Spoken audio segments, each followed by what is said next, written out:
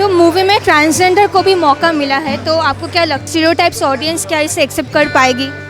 Of course कर पाएगी। Transgender को लिए अच्छी बात है, लेकिन उनके हक की बात करनी चाहिए थी, न कि उनका शोषण दिखाया जाना चाहिए। Everything is controlled by sensor board जो सर्टिफाई करते हैं। ऑडियंस किस तरह से उसको रिएक्ट करती है और एक्सपेक्ट करते हैं। नमस्कार, मैं हूँ अबीरा और आप देख रहे हैं बज़ूका। तो LSD 2 रिलीज़ हो चुकी है और लोगों को काफ़ी सारे प्रेडिक्शंस है इस मूवी को लेके। तो आइए लोगों से पूछते हैं उनका ओपिनियन क्या है। तो मूवी में ट्रांसजेंडर को भी मौका मिला है, तो आपको क्या लगता है स्टीरियोटाइप्स ऑडियंस क्या इसे एक्सेप्ट कर पाएगी? ऑफ कोर्स कर पाएगी। It's high time and I think जब मेन स्ट्रीम में हम देखते हैं तो हम ज़्यादा समझते हैं एंड इट्स रियली लाइक मेरे को बहुत ही ज़्यादा एंटरटेनिंग लगी। It's very good. ट्रांसजेंडर को मूवी में लिया गया सबसे अच्छी बात है। और अगर ट्रांसजेंडर को लिया ही गया है तो ट्रांसजेंडर की समाज में बहुत सी समस्याएं हैं, जैसे उनको रिजर्वेशन नहीं मिलता है, उनको पॉलिटिक्स में भी आने के लिए या उनके पर जो एक समाज है लोग उनको हीन भावना से देखते हैं। तो उस मुद्दे को उठाना चाहिए था कि उनको कैसे उनके हक की बात की जाए। तो ट्रांसजेंडर को लिए अच्छी बात है, लेकिन उनके हक की बात करनी चाहिए थी, न कि उनका शोषण दिखाया जाना चाहिए। हालांकि ट्रांसजेंडर का शोषण होता है नहीं होता ऐसी तो कोई खबरें आती नहीं है। कुछ कहानी कहीं कहीं पर ज़बरदस्ती लगी है।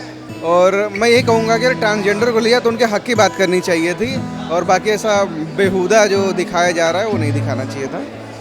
उर्फी जावेद का भी स्पेशल अपीयरेंस किया गया है मूवी में। तो what do you think, Bollywood में भी क्रिएटर्स का स्कोप बढ़ रहे हैं? Yes I think it's a great time जहाँ हमारे पास इतनी सारी अपॉर्चुनिटीज़ हैं और इतने सबके लिए कुछ ना कुछ काम है, रोल है and they are also getting a very good platform. LSD 2 कितना इंसाफ कर पाएगी उस पार्ट 1 के साथ? Oh this is brilliant. मतलब मैंने एक्सपेक्ट नहीं किया था, मुझे मज़ा आ गया and the twist it is so, मतलब सोच नहीं सकते क्या होगा। Like it's brilliant, it's better.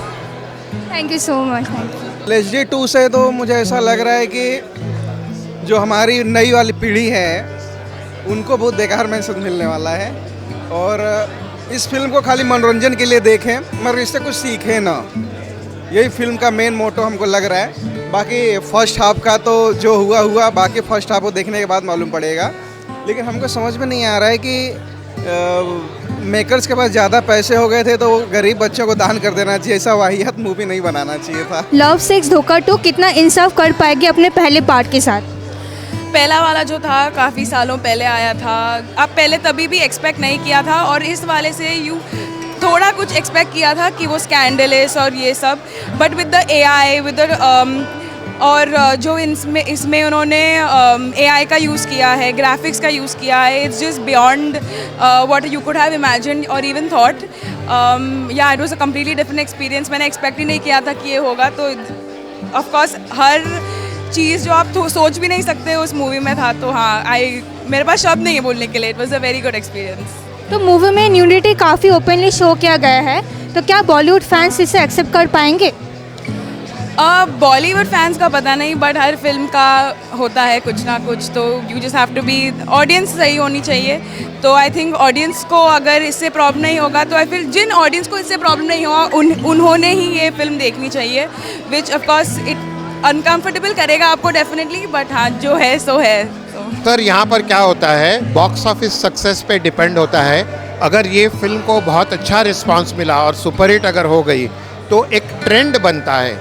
जैसे अभी हाल ही में गदर 2, एनिमल, तो वायलेंस का ट्रेंड बढ़ने का चांस, मतलब वायलेंस बेस्ड फिल्म्स और एक्शन स्टंट फिल्म्स के एक दौर शुरू हुआ था। तो ये अगर फिल्म बॉक्स ऑफिस पे हिट हो गई और लोगों ने एक्सेप्ट किया तो ये ट्रेंड ज़रूर बन सकते हैं। लेकिन everything is controlled by sensor board जो सर्टिफाई करते हैं। तो सब्जेक्ट टू द गाइडलाइंस उनको वो मतलब दिखाना पड़ता है। तो एक कंट्रोल वहाँ पर तो होता ही है, लेकिन ये OTT पे आएगा तो there is no control, because वहाँ पर गाइडलाइंस नहीं एप्लीकेबल होते।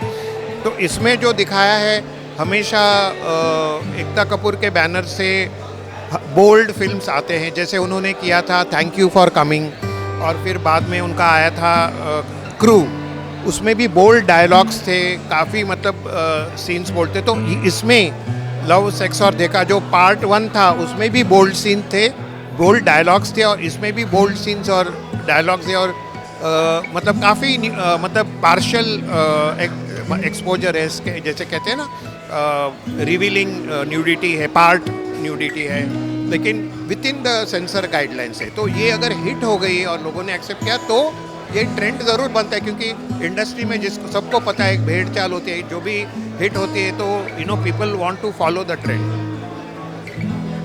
तो इस फिल्म के बारे में ये कहूँगा कि it is a daring experiment, कि कुछ अलग उन्होंने अटेम्प्ट किया है जो पहले इस तरह का नहीं हुआ है।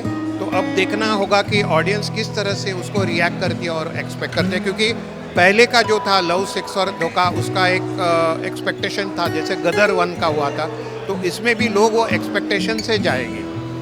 और इसमें गेस्ट अपीयरेंसेस किया है you know by Annu Malik, Tushar Kapoor and Mouni, तो वो भी उनकी फ़ैन फॉलोइंग है, लेकिन आर्टिस्ट सारे न्यू फेसेस हैं। तो आपने देखा कि डिफरेंट एज ग्रुप ने डिफरेंट सारे स्टेटमेंट्स है मूवी को लेके। आपका क्या स्टेटमेंट है ये कमेंट सेक्शन पर लिख के ज़रूर बताइए, और ऐसे ही लेटेस्ट अपडेट्स के लिए जुड़े रहिए बज़ूका के साथ।